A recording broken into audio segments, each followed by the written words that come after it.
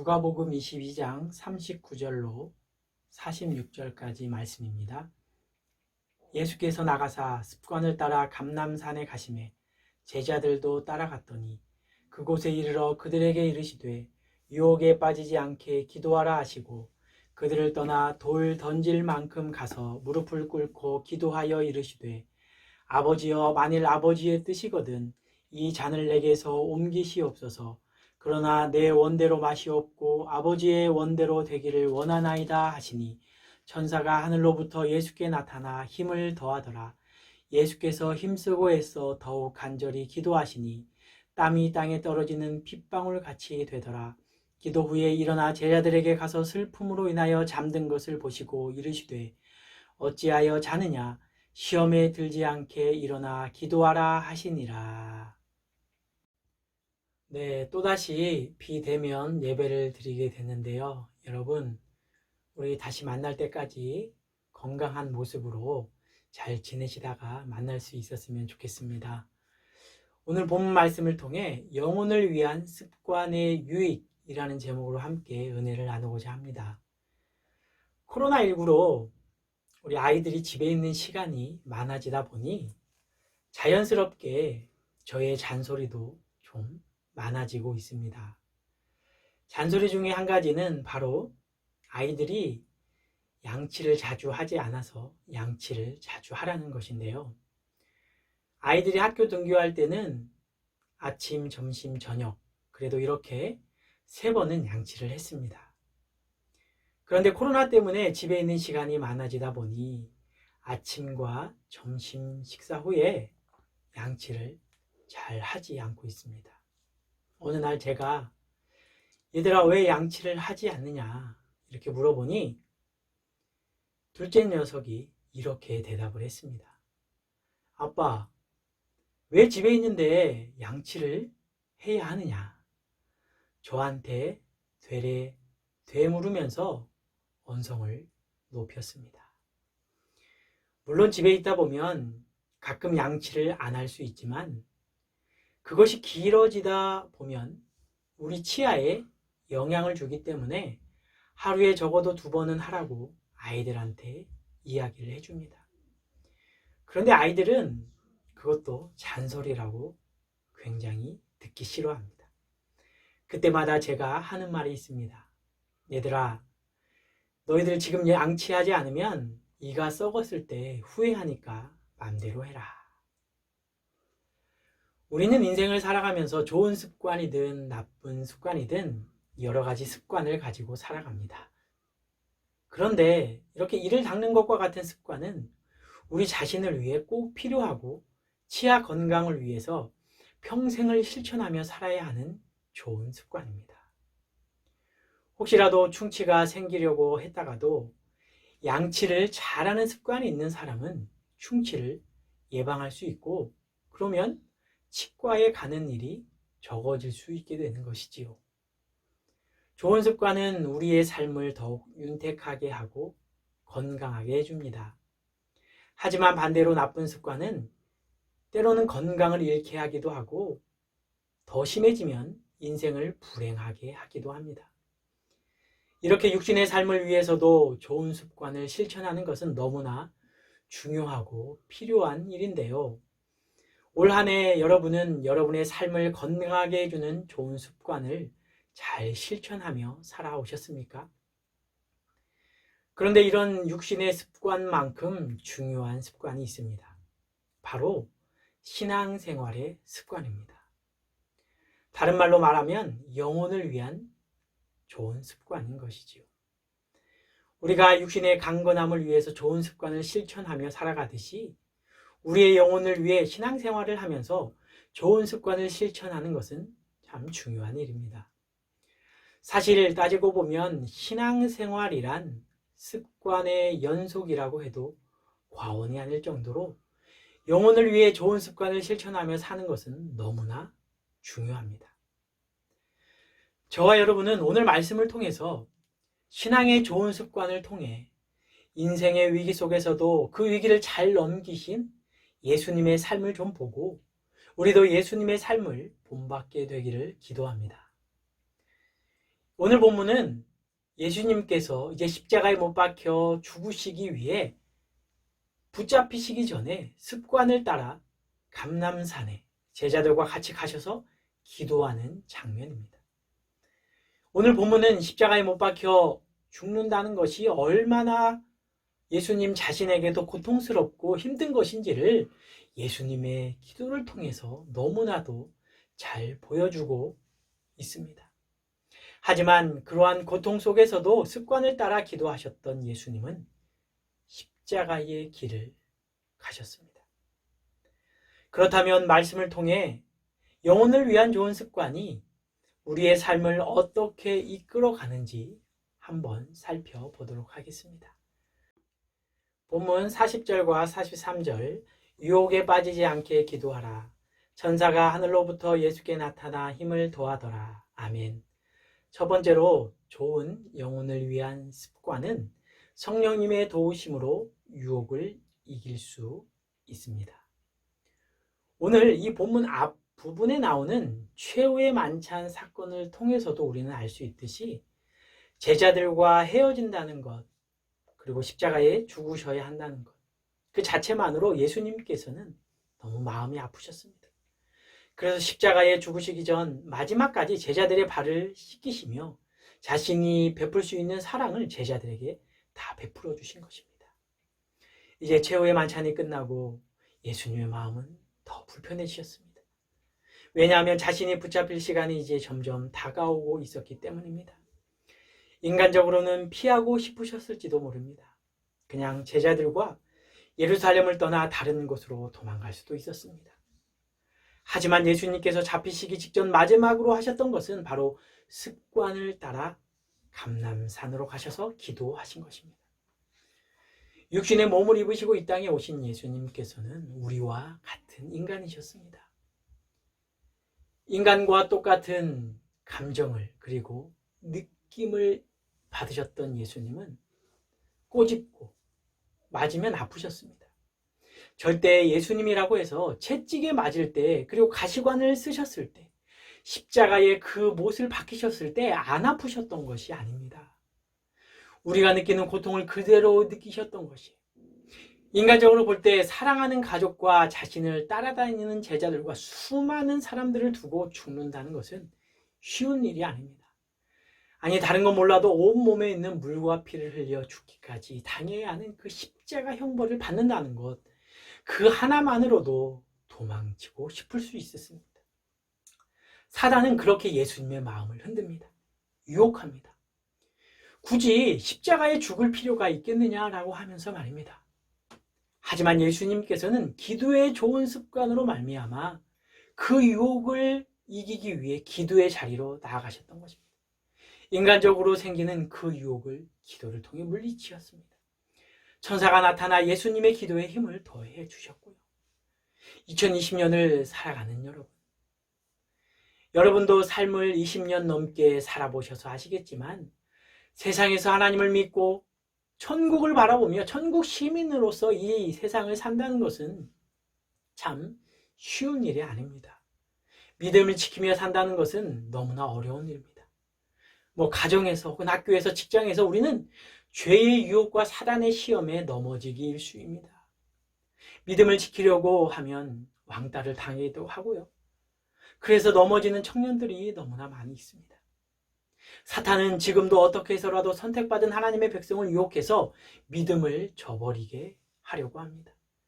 인간관계로, 돈 문제로, 건강 문제로, 혹은 여러 가지 문제로 우리를 자꾸 유혹해요.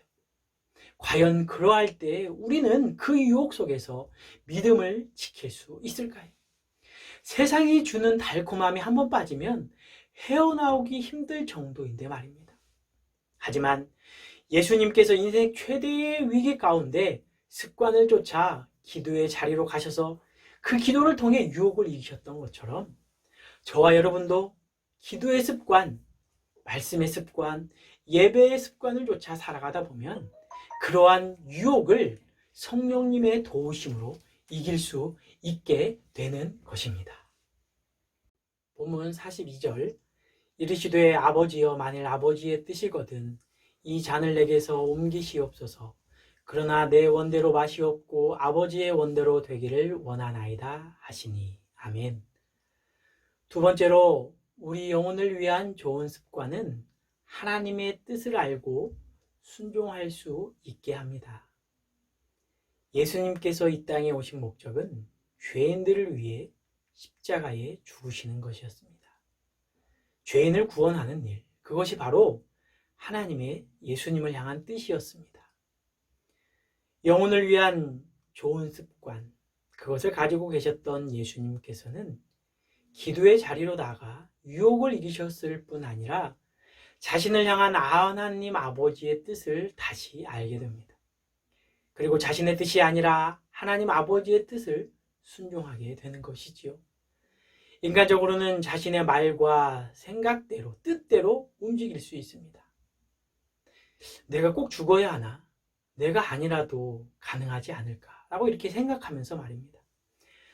예수님의 오늘 본문의 기도에서도 우리는 알 수 있듯이 가능하면 십자가의 잔을 자신에게서 옮겨가길 원하셨습니다. 하지만 중요한 것은 그 잔을 옮겨가는 것도 예수님 자신의 뜻이 아니라 하나님 아버지의 뜻이길 원하셨습니다. 영혼을 위한 좋은 습관은 세상을 살아가면서 자꾸만 나오는 내 생각, 내 자존심, 내 욕심, 내 자아를 앞으로 나오지 못하게 합니다. 그러한 영혼을 위한 좋은 기도의 그리고 말씀의 예배의 습관은 때로 내 욕심대로 세상을 살아가려고 계획하고 나아갈 때 이건 하나님의 뜻이 아닌데 라고 우리 스스로를 깨닫게 해줍니다.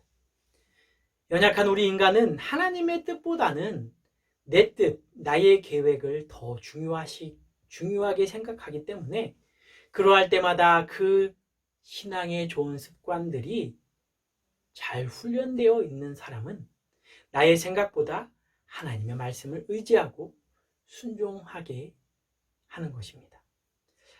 아버지의 사업 실패로 가고 싶은 대학도 가지 못한 청년이 있었습니다. 그래도 아버지 사업이 잘 될 때는 부유하게 살면서 하고 싶은 것도 마음대로 했죠. 그러다 보니 신앙생활 하면서도 별 근심 걱정도 없었어요. 그리고 영혼을 위한 그런 기도, 말씀, 그런 예배의 습관도 자기가 시간이 남으면 했고 별로 시간이 없으면 좀 바쁘면 별로 중요하게 생각하지 않았습니다. 그런데 중3 때 아버지의 사업이 실패하여 집까지 차업딱지가 붙게 되고 빚쟁이들에게 쫓기는 신세가 되자 고등학교 때도 마음대로 공부도 못하게 됩니다. 그냥 저냥 졸업을 했지만 대학도 가지 못하고 작은 중소기업에 사무직으로 취직하여 하루하루를 힘들게 살아가고 있었습니다.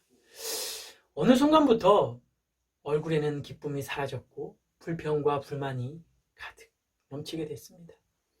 결정적으로 사랑에 실패하게 되자 우울증이 찾아오게 됩니다. 이제 살 희망도 없어졌습니다.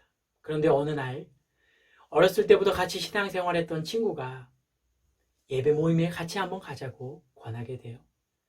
미루다가 그 예배 모임에 나가게 됩니다.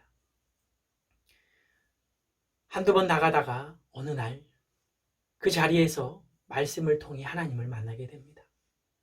데살로니가전서 5장 16절에서 18절 항상 기뻐하라 쉬지 말고 기도하라 범사에 감사하라 이것이 그리스도 예수 안에서 너희를 향하신 하나님의 뜻이니라.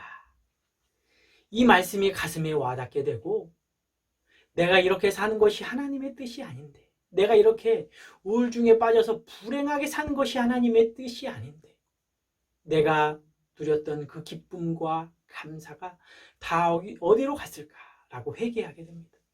그리고 주님께 돌아오게 됩니다.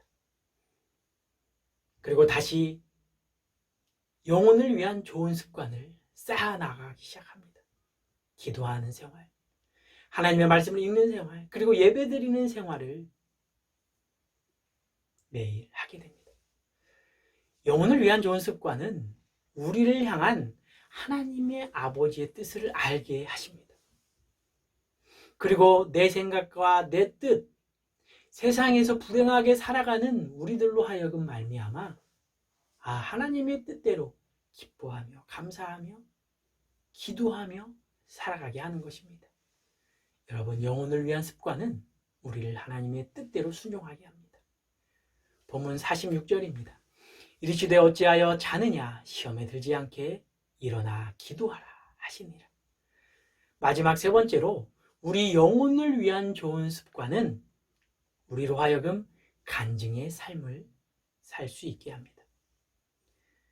기도의 습관을 통해 기도하심으로 유혹을 이기시고 하나님의 뜻대로 담대히 나아가셨던 주님은 이제 기도를 마치시고 제자들에게 왔을 때 제자들에게 이렇게 이야기를 하십니다.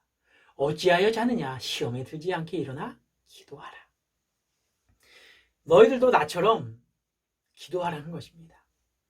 내가 체험한 것처럼 너희들도 신앙의 체험을 하라는 것입니다. 기도의 좋은 습관을 가지고 계셨던 예수님께서는 간증거리가 넘쳐나셨습니다. 사실 인간적으로만 보면 예수님은 충분히 십자가의 그 길을 피하실 수도 있으셨습니다. 즉 자신이 그 가는 길, 죽는 길, 자신이 고난받는 길을 알면서도 그 길을 간다는 건 결코 쉬운 일이 아닙니다. 하지만 기도의 능력을 통해 은혜를 경험하신 주님은 그 유혹을 담대히 이기셨습니다. 그리고 제자들에게 너희도 힘든 세상이지만 신앙의 습관과 경험을 통해 간증하며 살라는 것입니다. 여러분, 세상에서 어떤 이야기를 그냥 귀로 듣는 것은 그 이야기의 주제를 눈으로 본 것을 못 따라갑니다. 그리고 눈으로 보고 이야기하는 것은 자신이 직접 경험한 것을 이야기한 것을 또 못 따라가죠. 한 예로 혹시 여러분 월미도 바이킹 한번 타보셨습니까? 안 타보신 분들도 월미도 바이킹이 대한민국 최고로 무서운 바이킹이라는 이야기는 한 번 정도 들어보셨을 텐데요. 그 거의 끝자락 각도가 굉장히 높아서 엉덩이가 들썩하고 안전바가 튕기는 수준입니다. 잘 느낌이 안 오시죠? 이걸 타야 바이킹 완전 정복한 것이라고 할 정도로 이야기를 합니다. 저는 사실 놀이기구 타는 거 정말 무서워하고 싫어합니다. 그런데 약 15년 전에 그렇게 무섭다고 하는 월미도 바이킹을 타봤습니다. 직접 말이죠. 정말 세상 말로 죽는 줄 알았습니다. 이제 저는 죽을 때까지 바이킹 절대 안 타기로 다짐했습니다. 너무 무서웠기 때문이죠. 하지만 여러분, 제가 이렇게 이야기해도 그걸 안 타보신 분들은 그 느낌을 잘 모를 것입니다. 저는 경험을 해봤기 때문에 그 느낌이 지금도 너무 무섭습니다.